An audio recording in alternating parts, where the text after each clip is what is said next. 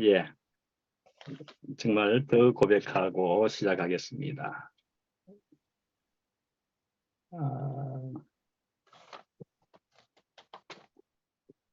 시작하겠습니다. 예, 예수를 죽은 자 가운데서 살리신 이의 영이다 하는 제목으로 말씀을 시작하겠습니다. 예, 로마서 8장 1절에서 11절까지 말씀으로 적었고요. 그 중에 몇 절을 읽겠습니다만은 아마도 곧 이야기할 수도 있지만 로마서 8장 전체를 읽어보심이 분명히 좋을 겁니다. 1절부터 읽겠습니다. 그러므로 이제 그리스도 예수 안에 있는 자에게는 결코 정죄함이 없나니 2절 이는 그리스도 예수 안에 있는 생명의 성령의 법이 죄와 사망의 법에서 너를 해방하였음이라. 6절 육신의 생각은 사망이요 영의 생각은 생명과 평안이니라. 9절 만일 너희 속에 하나님의 영이 거하시면 너희가 육신에 있지 아니하고 영에 있나니 누구든지 그리스도의 영이 없으면 그리스도의 사람이 아니라. 10절 또 그리스도께서 너희 안에 계시면 몸은 죄로 말미암아 죽은 것이나 영은 의로 말미암아 살아있는 것이니라. 11절 예수를 죽은 자 가운데서 살리신 이의 영이 너희 안에 거하시면 그리스도 예수를 죽은 자 가운데서 살리신 이가 너희 안에 거하시는 그의 영으로 말미암아 너희 죽은 몸도 살리시리라. 뭐 어떤 사람의 견해로는 만약에 성경 전체를 반지라고 한다면은 로마서는 보석이라고 중간에 있는 보석이라고도 보지만 그 중에 8장은 보석 가운데서 가장 중요한 부분이라고도 그렇게 얘기하는 사람이 있습니다. 그래서 이제 첫 번째로는 이제 로마서 8장에 읽어드린 것 중에 1절에 보면은 그리스도 예수 안에 있는 자에게는 결코 정죄함이 없나니, 정죄함이 없나니 어디에 누구에게요? 예수 안에 있는 자는 정죄함이 없다입니다. 단박에 무엇이 생각나십니까? 혹시 어떤 게 생각나십니까? 정죄한다 뭐 이렇게 하면 가늠한 여인 생각나시죠? 가늠한 여인에게 나도 너를 정죄하지 아니하노니 다시는 죄를 범하지 말라. 그렇게 예수님이 말씀하셨던 것으로 해서도 그 여자는 살아났다. 우리는 그렇게 볼 수가 있습니다. 그죠? 한번 물어볼까요? 예수님은 죄가 있습니까? 없습니까? 입니다. 이렇게 물어보면 없다고요? 없다고 대답하시는 분이 많겠죠. 근데 그게 확실합니까? 그냥 예수님 정도 되니까 그냥 막연히 예수님 정도 되어서 죄는 없는 거 아니냐? 확실하게 죄가 없다고 생각하십니까? 그래서 말씀이죠. 히브리서 4장 15절에 보면은 거기 모든 일에 우리와 똑같이 시험을 받으신 이로되 죄는 없으시니라. 이렇게 죄가 없다고 성경도 말을 하긴 합니다. 우리와 똑같은 시험도 받은 사람인데 죄가 없다고 그렇게 얘기합니다. 그런데 말씀입니다. 저는 죄가 예수도 있다라고 한번 생각을 해 볼 수도 있다. 그렇게 생각합니다. 한번 죄가 있다라고도 한번 생각해 볼 수 있다 생각합니다. 자, 히브리서에 지금 이거 히브리서인데요. 히브리서의 저자이든지 그렇다면 또 주변 사람들까지이든지 이 주변 사람들이라고 이야기한다 할 때는 그 성경에서의 그 각 책들은 또 공동체에서 나온 책이라고 이야기하기도 하고 그렇습니다. 그래서 주변 사람들까지이든지 간에 죄로 여기지 않는 세계에 사는 사람이라서 그렇게 볼 수 있고 그렇게 말할 수 있고 적어 놓을 수 있다고 생각해 보았습니다. 사실은 예수님이 죽으실 때에 이런 죄들이 있었다 할 수가 있죠. 안식일을 범한 죄가 있었고요. 반역죄도 되고요. 성전 모독죄도 되고요. 삼남죄가 있기도 하고 그랬습니다. 그래서 예수님도 이 가늠한 여인에게도 그런 환경과 세계를 만들어 가지고 우리에게도 보여주셨다고 보입니다. 그래서 예수님이 그 가늠한 여인에게 또 묻습니다만 끝부분에 너를 정죄한 자가 없느냐? 그 여자가 주여 없나이다. 그렇게 하니 이 여인이 살 수가 있겠죠. 있었겠지요. 예수님 혼자만 용서해가지고도 그 여인은 일상생활을 하기가 어려웠을 겁니다. 예수님이 그런 세계를 만드신 것이지요. 지혜로서 그들을 물리치신 모습을 보여주면서까지 말입니다. 밀양 영화에 대해서도 우리 여기에 있는 사람들은 아마 여러 번 들어보셨을 겁니다. 그죠? 예. 거기에 이제 살인자가 난 하나님께 용서를 받았다. 자기 혼자서 말입니다. 예. 아마 하나님도 용서 안 했을 것 같지만 말입니다. 그러면서 상대방을 기분 나쁘게나 했습니다. 예. 이리가 어린 양과 함께 살아도 괜찮은 세계를 만드시려고 하신 예수님이었습니다. 그런 하나님 나라를 만드시려 하셨습니다. 예, 두 번째로는 이제 하나님의 영인데요. 하나님의 영이고 또 제목에 있는 대로 예수를 죽은 자 가운데서 살리신 이의 영이기도 하고 그렇습니다. 이 영의 생각은 생명과 평안이다 볼 수가 있는 것이죠. 예, 성령에 대해서 이야기하는 겁니다. 저도. 예, 자, 우리가 아주 새로운 시간들을 맞이하고 있습니다. 몇십 년 몸담고 무엇에 젖어 있던 세계에서 또 새로운 세계로 옮겨가고 있습니다. 예, 아시다시피 저는 이제 또 지금 이 우리 2PM 공동체에서 찬양을 인도하고 있습니다. 그래도 아직 가사를 말이죠. 대국교회 가사로 부르자 아니면은 전에 복음송이나 찬송가 가사를 고치지 말고 부르자가 팽팽한 것도 같습니다. 솔직히 저는 아무 가사도 상관이 없습니다. 저는 분명한 견해들을 나름 가진 게 있으니까요. 어떤 가사로 부르면은 재빨리 정리를 그래도 해보게 됩니다.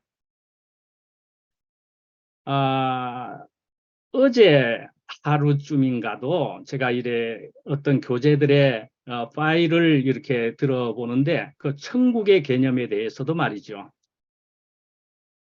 우리가 조금은 생소해지게 된 다른 개념의 소리를 간증들 속에서 몇 사람이 하는 것을 듣게 되었습니다. 어쩌면은 전에는 이런 말을 잘 못했던 시간들이 있었는데 이제는 자유롭게 얘기를 하게 되었지 않나도 생각해 봤습니다. 그러니 죽어서의 천국도 성경에 일부분 쓰여 있기도 한 이유가 있는 건가 싶기도 합니다. 다시 노래를 볼 때 원래의 가사를 부르더라도 각자의 현재까지 되어진 마음을 가지고 부르면 되지요. 우리가 성숙했으니까요. 그러나 가사로 대부분 또 은혜를 받습니다. 참 쉽지만은 않은 얘기입니다. 또 저도 믿음을 다시 소환을 해보았습니다. 저도 믿음이 필요한 사람들이 있을 수 있고 저도 믿음도 그러니까 필요한 도움이 되는 행위요 표현일 수도 있겠다 다시 생각해 보았습니다. 모든 것에는 순기능과 역기능이 있습니다. 생명이라는 단어에도 그랬던 것처럼 말입니다. 어느 형제의 얘기를 사실은 며칠 전에부터 해서 들으셔서 알겠지만 많은 사람들이 그러했다는 것을 저도 듣고 보았습니다. 우리 대구교회 안에서 생명대로 산다고 마구 했다는 것을 말입니다. 저도 그래서 성령도 좀 얘기하고 싶어져 가지고 이 말씀을 잡아드렸습니다. 그런데 놀랍게도 수요일 날에 봐도 이미 8장 앞부분을 가지고 말씀하시더라고요. 저는 8장 앞부분과 함께 11절까지 갑니다만은 8장 앞부분을 쓰셨더라고요. 그러나 어떡합니까? 저도 이미 정했기 때문에 꿋꿋이 말씀을 할 밖에요. 부정적인 의도가 전혀 아니라 생각하니까요. 박요일의 말씀 중에 저 같은 색깔도 있어야 비패가 되지 않겠습니까? 다시 2절 말씀을 보면은요. 그리스도 예수 안에 있는 생명의 성령의 법이 죄와 사망의 법에서 너를 해방하였습니다. 어떤 법이 해방시켜 주셨다고요? 어떤 법으로 통해서 해방되었다고요? 생명의 성령의 법으로요. 네. 이상하게도 여기에는 생명만도 아니고 성령만도 아니고 생명의 성령의 법이라 그렇게 적어 놓았습니다. 바울의 마음이 알아지는 표현일 수 있다 하겠습니다. 여러 성경들 중에 특히 또 여러분이 잘 아실 수 있는 고린도전서에서도 보면은 교회의 재반 문제들을 많이 다루었습니다. 그 중에서도 성령의 은사에 대해서도 다루었었지요. 그래서 여러 성령의 은사들 중에서 방언도 있고 병 고치는 그 신유의 은사도 있고 예언이 있고 뭐 여러 가지 은사가 있지만 무엇보다도 사랑의 은사를 사모하라. 그렇게 바울은 이야기했습니다. 그리고 또 13장에서 사랑은 영원하나 예언도 방언도 지식도 부분적이다라고 말합니다. 이제 고린도전서와 로마서는 대략 같은 시기에 쓰여졌다고 보여지고 있습니다. 그러나 어떡합니까? 오래전 기억이니까 다시 찾아봐야 되죠. 그래서 이제 찾아봤을 때 신기하게도 이런 부분은 그렇게 정확하게 맞기가 어려운데도 고린도전서는 AD 55년, 56년경에 쓰여졌다고 마침 찾아본 것에는 그렇게 적혀 있더라고요. 근데 로마서는 57년경으로 적혀 있는 것을 마침 보게 되었습니다. 신기하기도 했었습니다. 대략 같은 시기였습니다. 바울의 3차 전도 여행 중에 일정 얘기들을 보면서 그리 추정을 할 수가 있는 것이지요. 자, 우리 교회의 공동체의 경험을 통해서도 이 생명과 이 성령은 서로 상호 보완되어야 할 것으로 알아지게 됩니다. 생명과 성령의 법이 우리를 해방하였다라는 2절 말씀을 말입니다. 자, 성령론이라고 하는 것은요, 강연에든지 책에서든지 뭐 주로 신학책이겠죠. 거기에서는 꼭 조심스럽게 그러나 꼭 얘기하기를 성령의 역기능에 대해서도 얘기를 합니다. 공개적인 자리에서 그 정도로 얘기하는 것입니다. 성령의 형태는 또 여러 가지로 나타날 수가 있는데요. 바람이라는 의미가 있고요. 요한복음에 바람이 어디로 와서 어디로 가는지 모르는 것과 같이 성령으로 난 사람도 이러하다. 뭐 이런 식의 얘기. 또 우리가 특히 우리가 잘 아는 것처럼 하나님이 숨을 불어 넣으심에 생기를 불어 넣었더니 생명이 된지라 산혼이 된지라 뭐 하여튼 생명의 의미가 숨의 의미로도 그렇게 나오기도 하고요. 그 다음에 성령의 형태 중에 세 번째는 은사의 형태가 있습니다. 그래서 히브리어로는 루아흐 한 것 같은 것으로 되어 있고요. 단어로 되어 있고요. 신약으로는 헬라어로는 푸뉴마라고 하는 것으로 성경 안에서 그렇게 보여지게 되는 것입니다. 생명도 그러나 성령도, 생명도 성령도 사랑이 결과로 나타난다 하겠습니다. 살리는 것은 영이 이런 말씀 많이 들어서 아시죠? 오늘 읽은 6절 말씀에도 영의 생각은 생각과 평안이라 그랬습니다. 또 잘 아시는 대로 성령의 9가지 열매에도 보면은 거기에 적어 드렸습니까? 갈라디아서 5장 22절 23절에도 거기에 보면은 사랑, 희락, 화평, 자비, 양선, 충성, 온유, 절제 뭐 이렇게 하는 것 중에 제1번이 사랑이기도 합니다. 여러 가지 좋은 모든 성령의 열매가 있지만 1번으로 사랑이 제일 앞에 있습니다. 바울은 이렇게 말하고 싶었던 것 같습니다. 예, 이런 것이 성령이고 그 열매는 이러한 것이다. 결국은 바울은 고린도전서에 와서 2장 2절에 보면은 예수와 십자가에 대한 얘기를 하는 것입니다. 예수와 십자가에 대해서.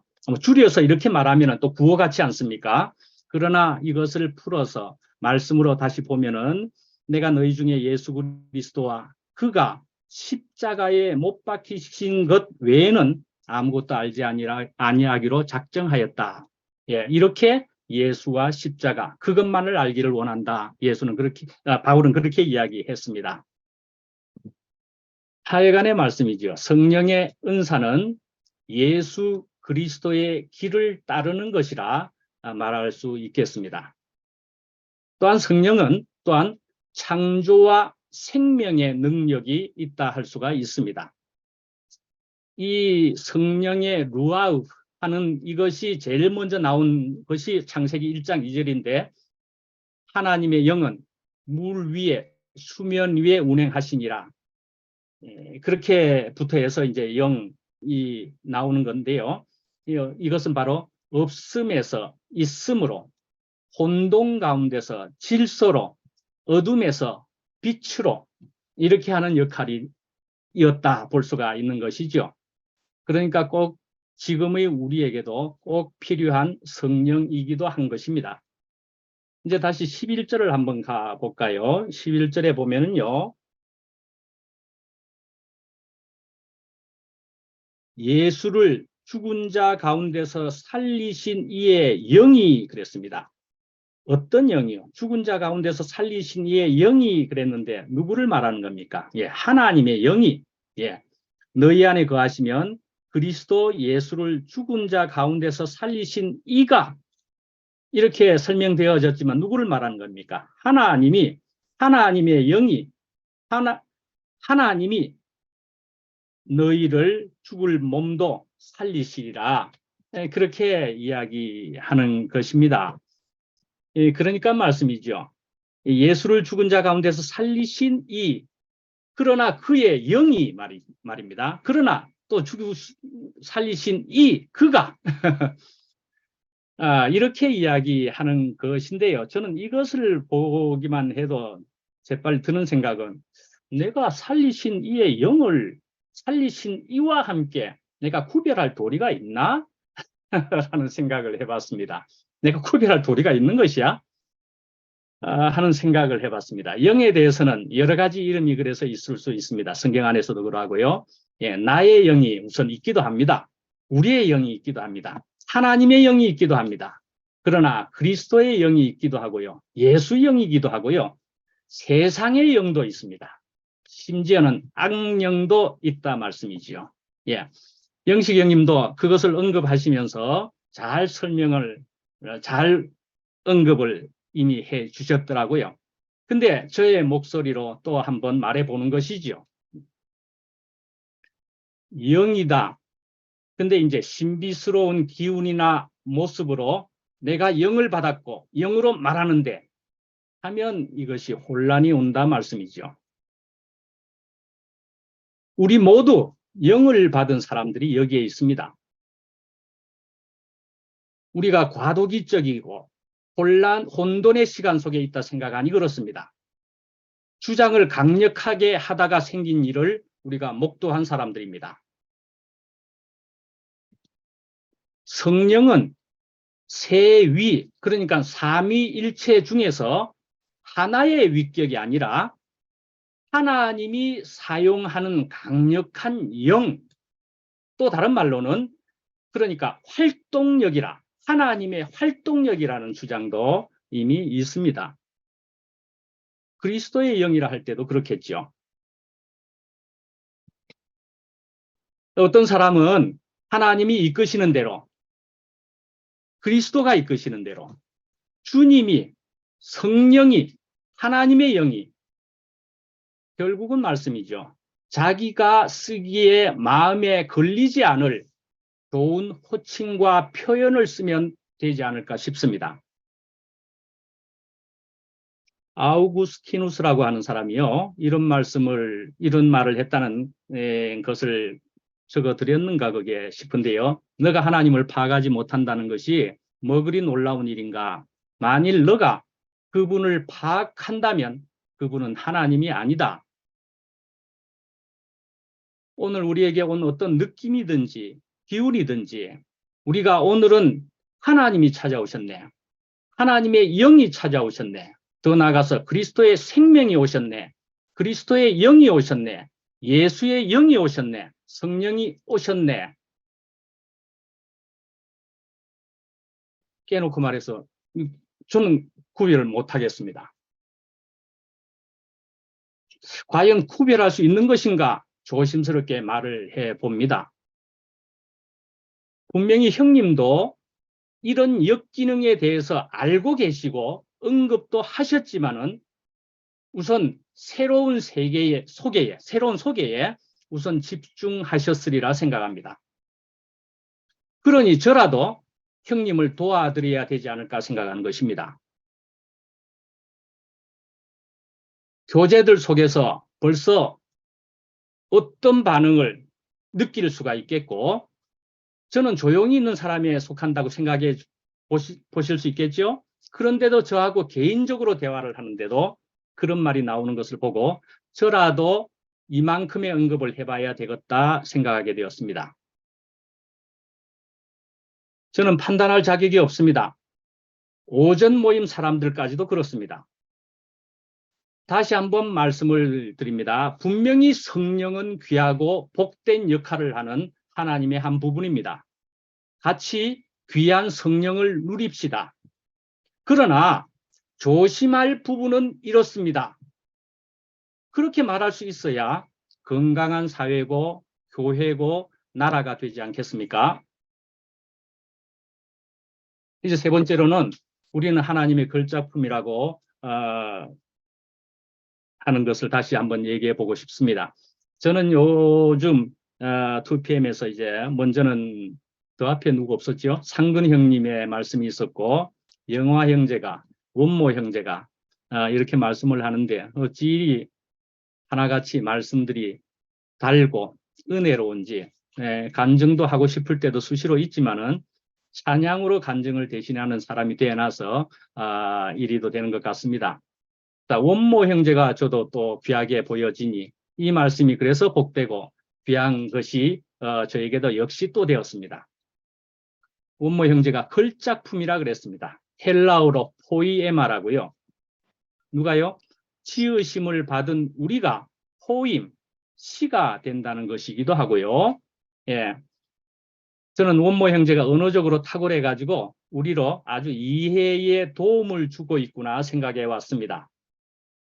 그래서 로마서 1장 20절에 보면은 만드신 만물도 이 단어입니다. 포에마입니다. 하나님이 지으신 우리 사람과 만물은 시적으로 아름다움을 노래할 수 있는 귀한 것이라는 얘기입니다. 그래서 원모 형제와 그 말씀에 대해서 이번 일요일 날 찬양 전에 한마디 하려고 했는데 뭐 이미 시간이 많이 됐다 해가지고 그냥 노래를 하게 되었습니다. 이 노래를 한 소절 하고서 짧게 간증 한마디 하려고 했었습니다. 우리는 하나님의 작품. 예, 다시 우리는 하나님의 걸작품. 그 다음이 뭔지 아십니까? 적어드렸던가요? 노트에 보면 예수님을 통해서 아름답게 만드신, 예, 하나님의 걸작품인데 누구를 통하여서요? 예수님을 통해서 우리가 아름답게 만드신, 아름다움을 발견하게 된, 예수는 가셨지만은 그리스도로서 또는 그 생명으로서 그 영으로서든지 성령으로서든지 우리가 귀한 존재임을, 그러니까 하나님의 걸작품임을 알게 되었다 말씀이지요. 어느 화가가 이렇게 말했습니다. 이 흰 종이 위에 아무 낙서나 해보십시오. 사람들이 삐뚤삐뚤 낙서를 했답니다. 그러자 그 화가는 그 낙서를 바탕으로 멋진 그림을 완성했습니다. 이렇게도 얘기할 수 있지 않겠습니까? 또 하나님이시니까 그리 창조하셨을 것입니다. 그러나 우리는 몰랐더랬습니다. 사람들이 모여 사는 세상이 만드신 만물이 왜 있다고입니까? 그리고 나는 왜 이 모양입니까? 이 지경이 되게 하십니까? 그런데 예수님을 통해서, 성령을 통해서 예수를 죽은 자 가운데서 다시 살리신 이의 영이 바로 하나님이 예수를 다시 살리신 것과 마찬가지로 우리를 살리시고 새로운 창조를 하셨다는 것입니다. 몰랐다면은 그러나 마나 있으나 마나입니다. 알게 되었을 때 새롭게 시작되는 것입니다. 가치가 새로 생긴, 창조되었다는 것입니다. 혹은 어떤 사람이 거의 절대적이라 할 만하게 대단해 보일 수 있습니다.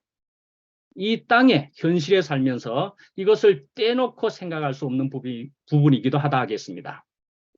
그러나 궁극에는 이 성령이기도 하고 하나님이고, 그리고 이 주님의 말씀이 성경에 녹아 있습니다.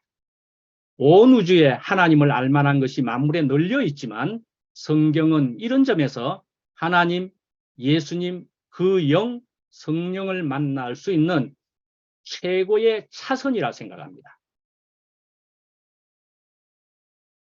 거기다가 근본인 예수 그리스도와 십자가에 못 박히신 것, 그 끝나서 경험하게 되는 그리스도의 영이 만물을 통일할 수 있는 근본입니다.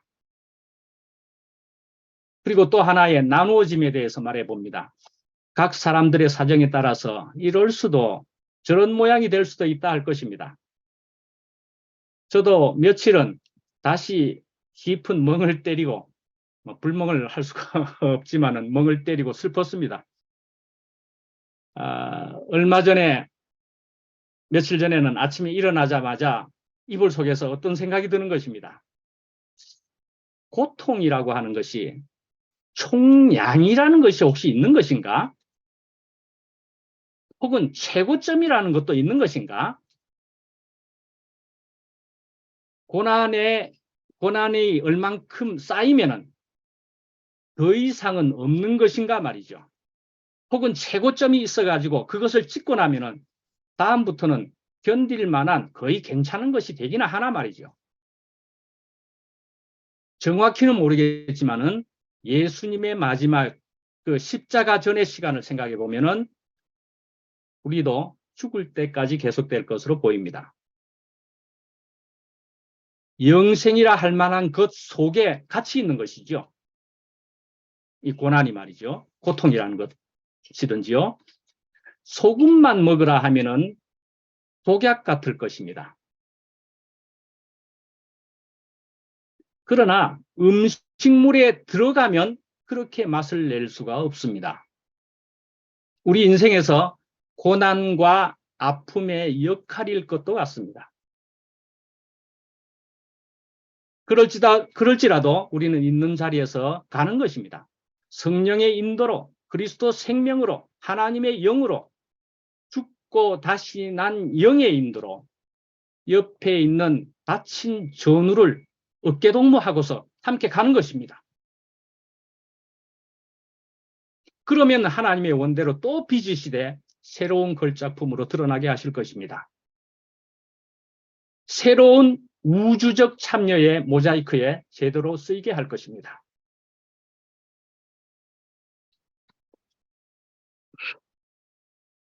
원모 형제가 혁대를 잡고 따라가겠답니다. 특별히 혁대라고 해서 재밌게 머리에 들어오게 되었습니다. 이야, 혁대를 잡고 가면 놓치지 않겠구나.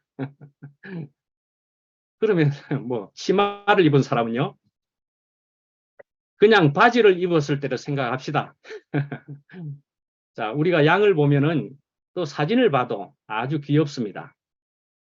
조금 전에 보니까 운봉 형제가 오늘 그 사진을 양을 올렸더라고요. 우리 안에서 양의 사진일 확률이 높은 편이기는 해도 그래도 그렇지 싶습니다. 양의 사진이 마침 올라왔는데 역시나 귀엽지 않았습니까? 예, 양의 새끼는 당연히 더욱 귀엽고 그렇습니다. 그러나 서로 얼굴 보고 모여 앉아서 우리처럼 교제 간증은 안 하잖아요. 그러나 우리도 그렇듯이 양들도 어디론가 수시로 이동을 합니다. 같이 가는 거지요. 근데 이렇게 갈 때는 잘난 얼굴만 보고 가는 게 아닙니다. 엉덩이를 보면서 갑니다. 아십니까? 그 예쁜 양의 엉덩이는 전부 똥이 묻어 있습니다. 그런 엉덩이를 보면서 같이 가는 것입니다. 그러니 여러분들 자신 있습니까? 멀리서 냄새만 나도 어떤 반응을 보이지는 않았습니까? 저도 예쁘게 간증을 하는 시간들이 있겠지만은 행군하여 갈 때 저도 똥 묻은 엉덩이를 보이지 않았겠습니까? 바로 이런 것에서 우리 모두는 십자가에서 끝난 생명이어야 한다는 것이지요. 내가 부스러기일 뿐, 흙일 뿐, 죄일 뿐, 주인이 쓰시는 그릇인 것이죠. 이것에 귀하고 기쁜 경험으로 같이 가는 것입니다. 앞서거니 뒤서거니 하기도 할 것입니다. 원모 형제가 저를 보고 나이가 위라고 형이라 불러주고 저를 존중해주는, 그래서 아름다운 형제이기는 합니다만은 저도 원모 형제를 당연히 따라가야 되는 것이지 않겠습니까? 이렇게 서로 갑니다. 그러나 말입니다. 누구를 따라가야 됩니까? 목자를 따라가야 됩니다. 양의 우두머리 역할이 있기도 할 것입니다만은 목자를 따라가는 것이 가장 복된 것입니다. 우리로 자꾸 귀한 경험으로 복된 사람들이 되게 하시고자 하는 주님을 찬양합니다. 마치겠습니다.